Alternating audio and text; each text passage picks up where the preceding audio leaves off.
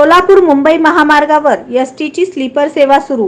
राज्य परिवहन एसटी महामंडळाने सोलापूर मुंबई महामार्गावर स्लीपर बससेवा सुरू केली आहे।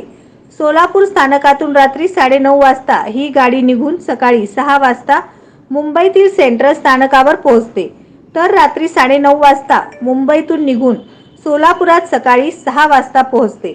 या स्लीपर बसचे तिकीट 900 रुपये आहे। यात एकूण प्रवासी क्षमता 30 आहे। 3 जानेवारीपासून ही नवी गाडी सुरू झाली आहे। सिद्धेश्वर एक्सप्रेस रेल्वेच्या धर्तीवर एसटी महामंडळाने स्लीपर एसटी सुरू केली आहे। पर्यटनासाठी गोवा राज्यात जाणाऱ्या सोलापूरकरांची संख्या मोठी आहे। याचा विचार करून महामंडळाने सोलापूर ते पणजी याही मार्गावर नव्यानेच एसटी बस सेवा सुरू केली आहे।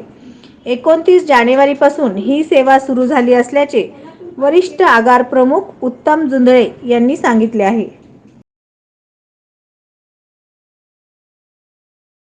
नवनवीन बातम्या पाहण्यासाठी एसबी न्यूज चॅनलला लाईक करा, शेअर करा, सबस्क्राइब करा।